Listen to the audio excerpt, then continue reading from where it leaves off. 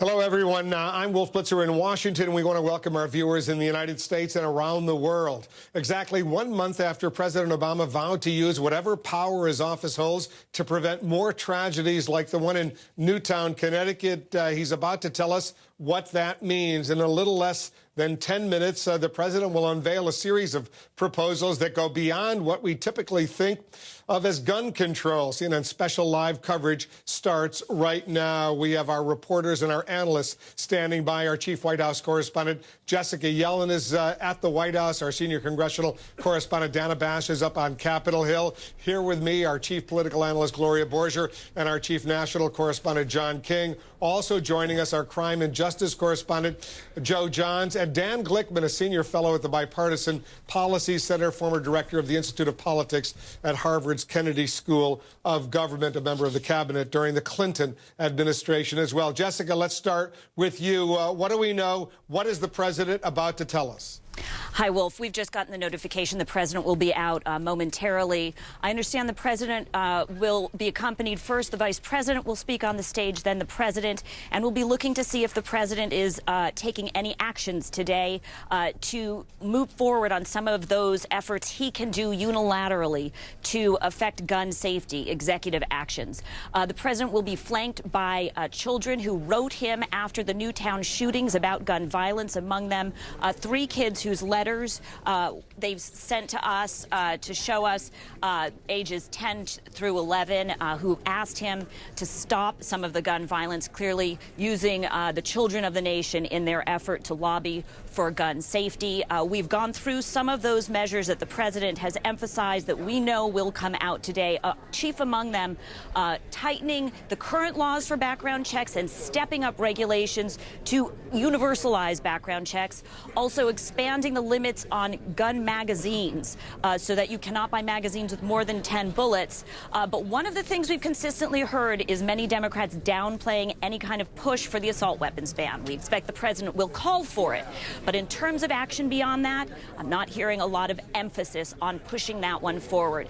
Finally, Wolf, I will tell you that in this audience, we are here with members of the cabinet and a number of families of victims will be here, but also a number of activist groups. A member of MoveOn.org is behind me. They're organizing 200 actions around the country on Thursday to help mobilize efforts to support the president's attempts to improve the gun safety laws in this nation, Wolf.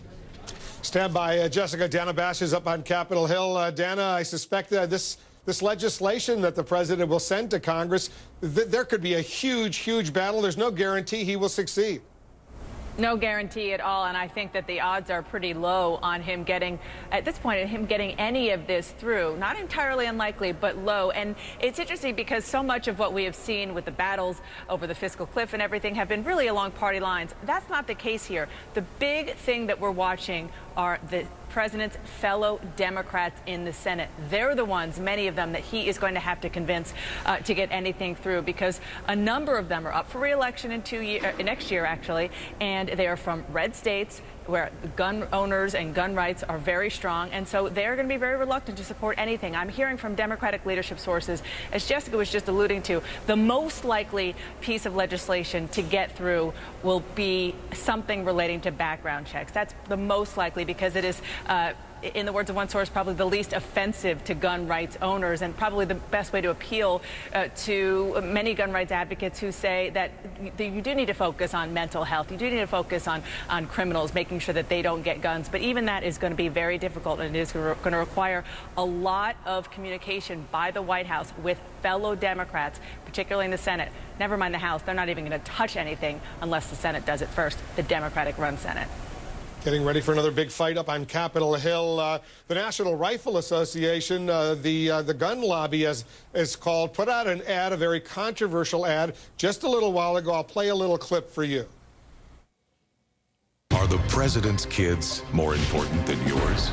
Then why is he skeptical about putting armed security in our schools when his kids are protected by armed guards at their school?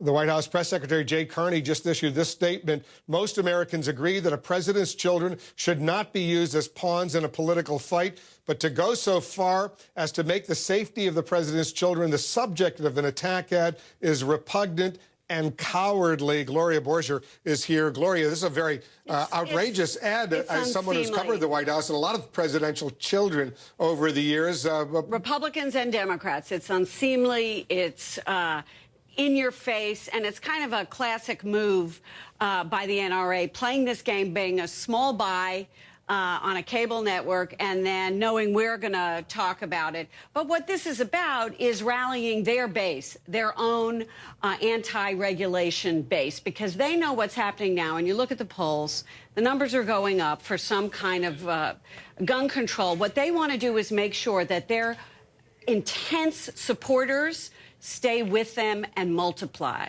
Here come the kids. These are children who wrote letters to the president urging him to deal with the issue of guns. John King is here. The president will have them as a background. Biden will speak, then the president will speak, and then the president will sign a whole bunch of executive orders, stuff he can do without congressional authorization. Stricter enforcement of existing laws, some studies on gun safety, but those children, Wolf, and the people outside Washington are critical because, as you hear everybody here saying, including the Democratic leader of the Senate, this is a Democratic president who wants to make this a second-term priority. The Senate Majority Leader says we should be, quote, very cautious when it comes to new gun control. So Harry Reid is part of the president's problem here. But there's a change underway in the Democratic Party. The question is how big. After 2000, when Al Gore lost, they blamed losing Tennessee, West Virginia, and other places on his support of gun control. Now, some of that was exaggerated, but that's what they thought. And you saw Democrats become very timid on the gun issue after that. Now look at the 2016 lineup. Vice President Joe Biden, Governor Andrew Cuomo, Governor Martin O'Malley, New York and Maryland, those two governors. Three people looking very hard at the 2016 race on the Democratic side in the forefront on gun control. We'll see how big of a shift it is. The vice president will speak first. Please be seated. Thank you. Before I begin today, let me say to the families of the innocents who were murdered 33 days ago, our heart goes out to you. And you show incredible courage being here. And the president and I are going to do everything in our power to honor the memory of your children and your wives with the work we take up here today. It's been 33 days since the nation's heart was broken by the horrific, senseless violence that took place at Sandy Hook Elementary School. 20 beautiful first graders gunned down in a place that's supposed to be their second sanctuary. Six members of the staff killed trying to save those children. It's literally been hard for the nation to comprehend, hard for the nation to fathom. And I know for the families who are here, time is not measured in days, but it's measured in minutes, in seconds, since you received that news. Another minute without your daughter, another minute without your son, another minute without your wife, another minute without your mom.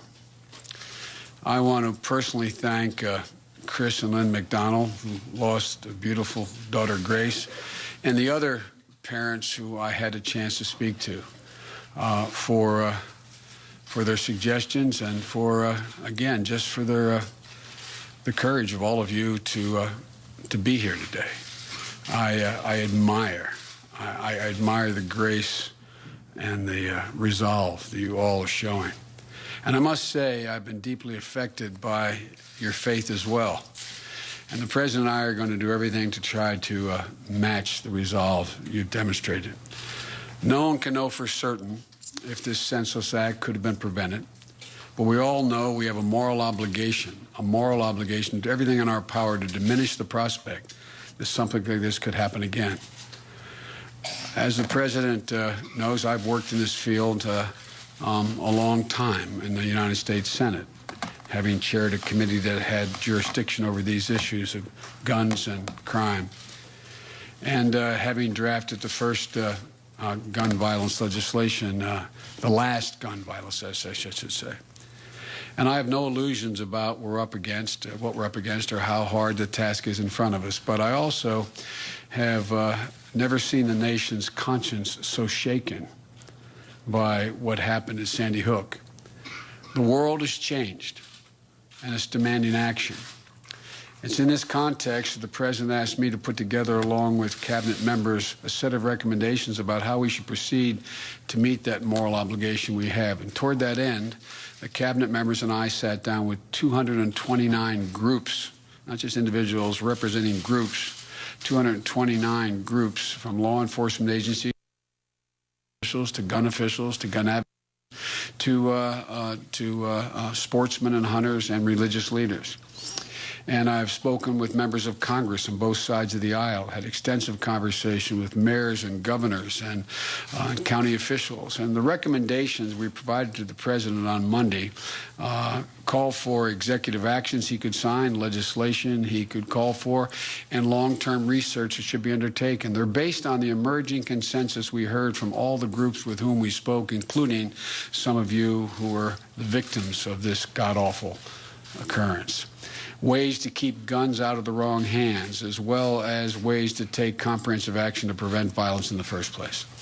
We should do as much as we can, as quickly as we can, and we cannot let the perfect be the enemy of the good. And so some of what you will hear from the President will happen immediately. Some will take some time. But we have begun, and we are starting here today, and we're resolved to continue this fight. During the meetings that we held, we met with a young man who's here today. I think Colin Goddard is here. Where are you, Colin? Colin was one of the survivors of the Virginia Tech massacre. He was in the classroom. He calls himself one of the lucky seven. And he'll tell you he was shot 4 times on that day, and he has 3 bullets that are still inside him. And when I asked Colin about what he thought we should be doing, he said, I'm not here because of what happened to me.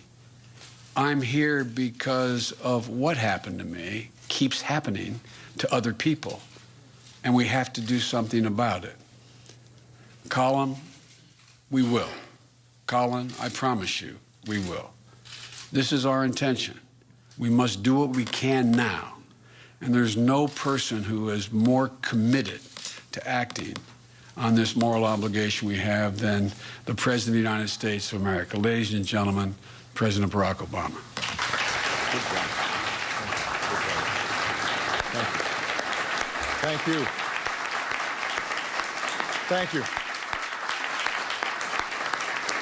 Thank you so much. Thank you, everybody. Please have a seat. Good afternoon, everybody. Let me begin by thanking our Vice President, Joe Biden, for your dedication, Joe, to this issue, for bringing so many different voices to the table, because while reducing gun violence is a complicated challenge, protecting our children from harm shouldn't be a divisive one. Over the month since the tragedy in Newtown, we've heard from so many, and obviously none have affected us more than the families of those gorgeous children and their teachers and guardians who were lost. And so we're grateful to all of you for taking the time to be here and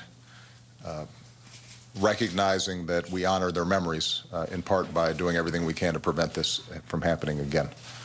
But we also heard from some unexpected people. In particular, I started getting a lot of letters from kids. 4 of them are here today: Grant Fritz, Julia Stokes, Hina Ziha, and Tasia Good. They're pretty representative of some of the messages that I got. These are some pretty smart letters from some pretty smart young people. Hina, a 3rd grader. You can go ahead and wave, Hina. That's you. Hina wrote, I feel terrible for the parents who lost their children. I love my country, and I want everybody to be happy and safe. And then Grant, go ahead and wave, Grant.